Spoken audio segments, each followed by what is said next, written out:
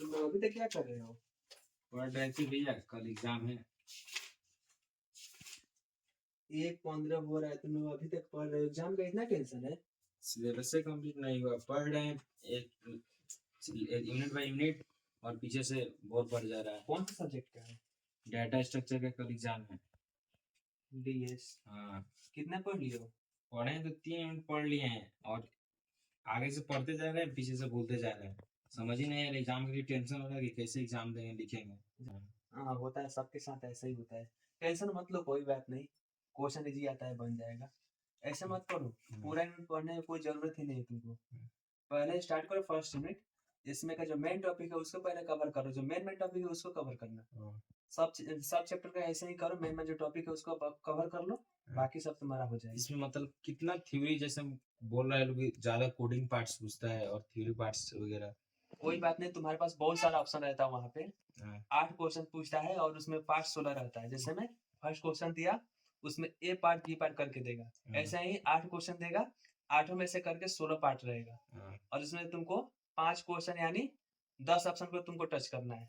जैसे वो आप बोल रहे हैं कि 8 क्वेश्चन देता है, मतलब उसमें 16 टोटल क्वेश्चन रहते हैं पार्ट्स करके। हाँ। तो मतलब कोई क्लू होगा ना कि किस यूनिट से कितना क्वेश्चन उठाता है, किस यूनिट से नहीं कितना उठाता है? हाँ, ऐसे है, जैसे मैं पहले तो 5 यूनिट दिया है। हाँ। 5 यूनिट से एक क्वेश्चन फिक्स रहेगा। हाँ। उसके बाद से जो एक्स्ट्रा 3 क्वेश्चन रहा, हाँ। वो 5 यूनिट में से मिक्स करके तुमको देगा।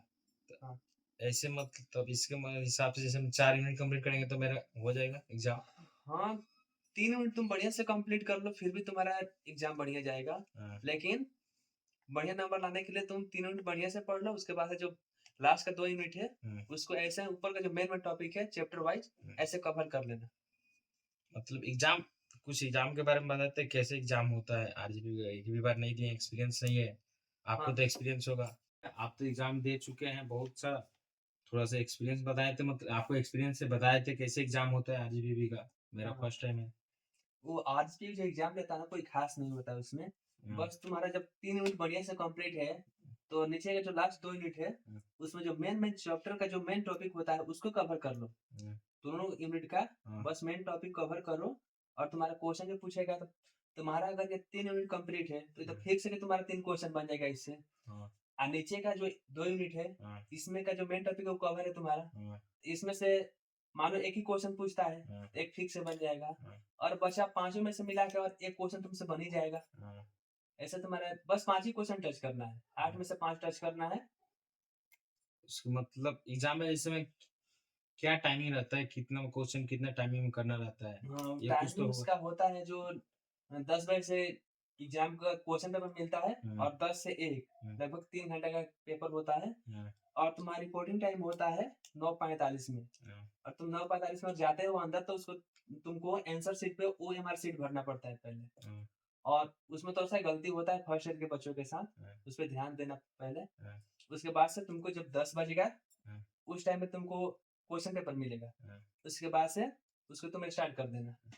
By the way, by chance हमसे ओएमआर शीट भरने में गलती हो गया, कोई तो दिक्कत वाइटनर वो नहीं। देते हैं कि खुद से लेके जाना हाँ, पड़ता लास्ट है? तक तुमको मिल जाएगा, उसके लिए कोई जिद नहीं करना। हाँ। तुमको जो उसमें के जो एग्जामिनर होते हैं वो तुमको लास्ट में लाकर दे देंगे। वो खुद पूछेंगे कि किसी का मिस्टेक तो नहीं है, वो खुद लाकर देंगे तुमको। और डिजिटल वॉच वगैरह अलाउड है या नहीं? नहीं नहीं, फोन डिजिटल वाली सब कुछ भी अलाउ नहीं है। बस साइंटिफिक कैलकुलेटर अलाउ है, और कुछ नहीं। वो तो सही है भैया, मान के चलिए कि वहाँ पे एग्जाम में वो ओएमआर सब सीट देता है लोग, वो भरने के वाइटनर वाइटनर, हाँ तो वहाँ पे सब क्लियर हो जाएगा। हाँ हाँ। बट हमको ये समझ में नहीं आ रहा है कि आंसर कैसे, मतलब कितना अप्रोक्सीमेट पेज लेना होगा, कितना मतलब पेज में आंसर लिखेंगे? वहाँ पे तो वर्ड वर्ड नहीं दिया रहता है। नहीं। और कैसे आरजीबी का कॉपी होता है ये सब नहीं पता है। देखो, तुमको जो कॉपी मिलेगा, उसका फर्स्ट जो पेज होगा, उसपे तुम्हारा OMR शीट होगा। उसके पहले फिल कर देना। उसके नेक्स्ट पेज से लिखने का वो आंसर राइटिंग का वो पेज स्टार्ट होता है, उसको स्टार्ट करना। और सबसे पहले जो लिखने का तरीका होता है, पहले जो क्वेश्चन सबसे बढ़िया तुमको आए उससे स्टार्ट करना। ऐसा क्वेश्चन सबसे पहले तुम देखना जिसका A पार्ट और B पार्ट दोनों तुमको अच्छा से आए, उसके पहले लिख देना। ऐसे ऐसे पहले पूरा क्वेश्चन पेपर पढ़ लेना। उसके बाद से जो मेन क्वेश्चन है, जो तुमको दोनों पार्ट आ रहा है, उसको सबसे पहले लिखना। और वो हो जाए, उसके बाद से तुमको लग रहा है कि हमसे एक क्वेश्चन का A पार्ट बन रहा है तो दूसरे क्वेश्चन का B पार्ट बन रहा है, तो उसमें क्या करना, पहले फर्स्ट बना देना, और नहीं आए उस केस में दूसरे क्वेश्चन को टच करना, ऐसा हो जाएगा। मतलब जैसे में हम 4 क्वेश्चन कर लिए, हाँ अब 5वां के ए आ रहा है लेकिन बी हमसे किसी उसका नहीं बन रहा है, हाँ, और दूसरे पार्ट्स का बी बन रहा है, तो ऐसे कर सकते हैं वैसे कर जब सकते हैं, मतलब लेकिन हमको नहीं आ रहा है, रेयर केस में इससे बोल हाँ रहा हूँ। रेयर केस में कर सकते हैं, लेकिन ट्राई करना है कि अगर 5 का और ए पार्ट बन गया हम्म, तो ट्राई करना कैसे बी पार्ट बना दे, हाँ। और रेयर केस में नहीं बन रहा है तो दूसरे क्वेश्चन को टच करना। और बोले तो मतलब एक क्वेश्चन का आंसर लगभग कितना पेज तक लिखना रहती है? देखो जो तुमको आंसर शीट मिलेगा उसमें 32 पेज होता है, यानी 32 पेज। हाँ, तो उसमें टारगेट यही रखना है कि जैसे मैं फर्स्ट क्वेश्चन उठाया हाँ, उसमें से और ए पार्ट को उठा लिया, हाँ, तो ए पार्ट को कम से कम 3 पेज में लिखना है। ऐसा लिखना कि वो 3 पेज में उसका आंसर हो जाए, लेकिन डायग्राम पर फोकस कर देना। इतना इतना बड़ा आंसर भैया आज तक लिखे नहीं है, 10th 12th में कैसे लिखेंगे? कोई बात नहीं, वहाँ पे सब समझ में आएगा खुद से। ये तो पॉसिबल ही नहीं है कोई लड़का खुद से याद करके पूरा लिख दे, ये पॉसिबल नहीं है आज के हाँ, एग्जाम ये में। तो देखते हैं कि इस मतलब सारे टॉपिक में डायग्राम छोटा छोटा मिल ही जाता है। हाँ डायग्राम है, और हाँ। खुद से बनाने का हैबिट रहना चाहिए, और खुद से बनाकर लिखने आता है तो तुम कितना पेज भी भर सकते हो, इसमें कोई दिक्कत नहीं, वहाँ पे सब सही होगा। पढ़ने के लिए तो देखिए 3 पढ़ ही लिए हैं, बट टेंशन हो रहा है कैसे, एक बार एग्जाम दिए या नहीं है, कैसा एग्जाम जाएगा कैसा नहीं जाएगा, कोई बात इसी नहीं, टेंशन हो रहा है। कोई बात नहीं, चिल होकर एग्जाम दो, एकदम बढ़िया जाएगा। हाँ, देखते हैं कल हाँ कैसा जाता है। हाँ हाँ, ठीक है, टाइम बहुत ज्यादा हो गया, अब तुम सो जाओ, सुबह में एग्जाम देने जाना है।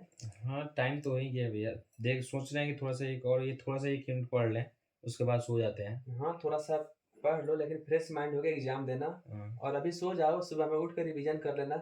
हाँ, सुबह में उठ के रिवीजन कर लेंगे। हाँ हाँ, कोई बात नहीं, टेंशन मत लेना, एग्जाम हाँ। बढ़िया जाएगा।